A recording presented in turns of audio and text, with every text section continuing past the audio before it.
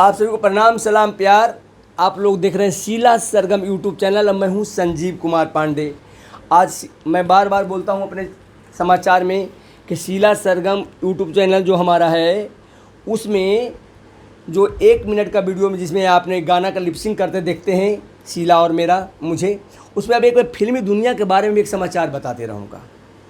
आज मैं बात करेंगे आशा भोसले साहब, जिनके निधन 12 अप्रैल को हुआ है। इसी 12 अप्रैल को, 12 अप्रैल वो मनहूस घड़ी, वो मनहूस दिन जो हम सबों के बीच से माता सरस्वती के लेके गया। माता सरस्वती की छोटी बहन, इन्हें भी सरस्वती ही कहेंगे हम।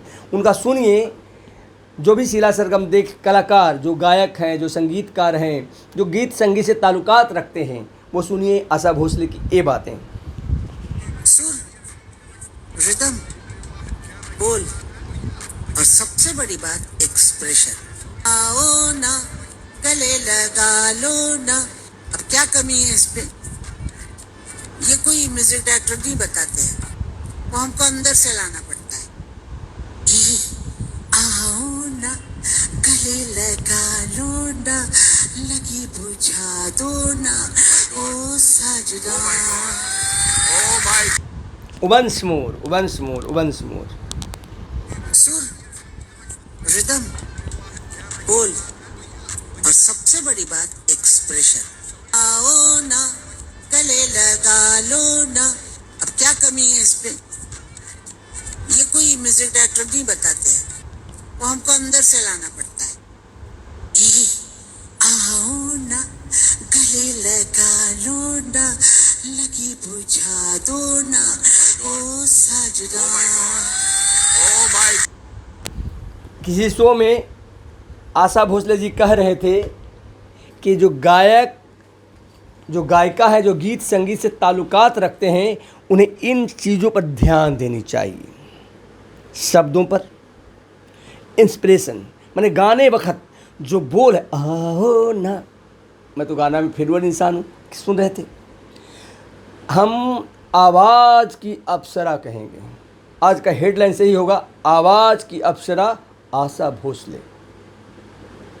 ये भारत की धरती पवित्र है, महाराष्ट्र की धरती पवित्र है, छत्रपति शिवाजी महाराज की धरती पवित्र है कि लता मंगेशकर, आशा भोसले जैसे वो गायिका जन्म ली जो जब तक सूरज चांद रहेगा आशा भोसले जी का नाम रहेगा। और मैं वो दुनिया कुछ भी कहे, मैं गम नहीं करता हूँ, मैं कभी भी किसी का सुना ही नहीं।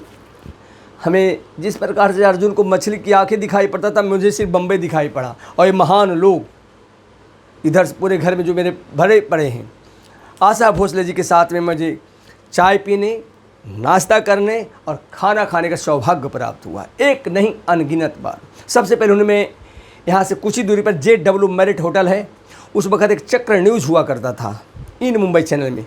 उसमें मैं, आप लोग देखे होंगे, देखते रहते होंगे, बहुत महान महान लोग, महेंद्र कपूर साहब का इंटरव्यू उसमें लिया था। उसी दौरान मैं आशा भोसले साहब का छोटे छोटे डिब्बी में कहीं ना कहीं वीडियो अवश्य होगा। और उतना ही नहीं, उनका पेडर रोड में जो प्रभा कुंज है, जहाँ लता मंगेशकर जी सारी सरस्वती बहनें रहती थी, वहाँ मेरा जाने का सौभाग्य प्राप्त हुआ है।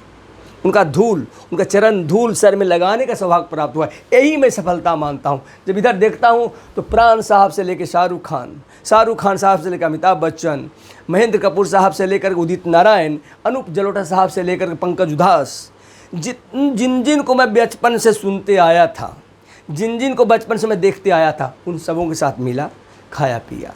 तो आज का शीला सरगम यूट्यूब चैनल में आशा भोसले, आवाज़ की अप्सरा आशा भोसले की बात की, जो हमारे बीच नहीं रहे।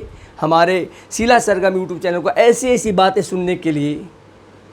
और एक और बात कहना चाहूँगा, ब्रेक ले, कुछ लोग दंत कथा आपस में कुछ जैसे गॉसिप कुछ पत्रकार सूत्रों से लिख देते हैं, गलत है। लोग कहते हैं कि आशा भोसले और लता मंगेशकर में कभी बनता नहीं था, बहुत प्यार था, सारी बहनों में आज बहुत ही ज़्यादा प्यार था। ऐसे घर में बर्तन रहता ढंढनाता ही है, ये कोई नई बात नहीं है, लेकिन बहुत अटूट प्यार था। आशा भोसले, लता मंगेशकर और आशा भोसले ऐसे दो, मतलब कि मतलब प्यार था कि कहना ही नहीं।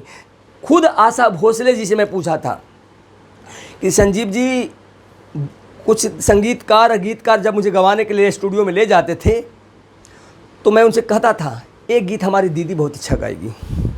ये आशा भोसले की बात मैं बता रहा हूँ आप लोग को, जो कभी कभी कहते हैं आशा भोसले में बहुत ये रहता था, वो रहता था, दोनों बहनों में लड़ाई रहती था, गलत बात है। और दुखों के बहुत बड़ा पहाड़ से निकले दोनों बहनें, वो सारी बहनें बहुत संघर्ष किए जीवन में। गाना गाती थी या सब्जी खरीदती थी, फिर घर ले जाती थी, उसी सब्जी बनाती थी लता मंगेशकर जी। क्योंकि तो आशा भोसले से जब फिर से मैं वही आता हूँ, जब कोई संगीतकार गाना गवाने ले जाता था तो कुछ गाने ऐसा होता था वो कह देते कि नहीं दीदी इस पर अच्छा जज करेगी इस गीत के साथ। फिर लता मंगेशकर के पास जब कुछ जाता था, आप लोगों को बताना चाहता हूँ मैं खयाम साहब का इंटरव्यू किया हूँ, मुजफ्फर अली जो उन्होंने उमराव जान बनाया था, हमारे कहीं पेपर के फहरिस्त में आपको उमराव जान का सब कुछ लिखा मिलेगा। खयाम साहब बोले कि सबसे पहले मैं लता जी के पास गया था। ये खयाम साहब की बात मैं बता रहा हूँ, जो उमराव जान के संगीतकार डायरेक्टर हैं, संगीत का डायरेक्शन वही किए थे।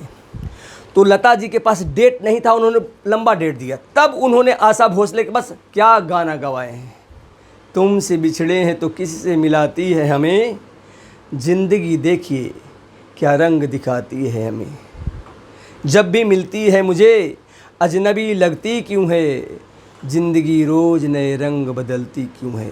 तो आज के शीला सरगम यूट्यूब चैनल में आवाज़ की अप्सरा आशा भोसले के बारे में बताया। नेक्स्ट में किसी महान हस्ती के बारे में बताऊंगा, दिखाऊंगा। नमस्कार।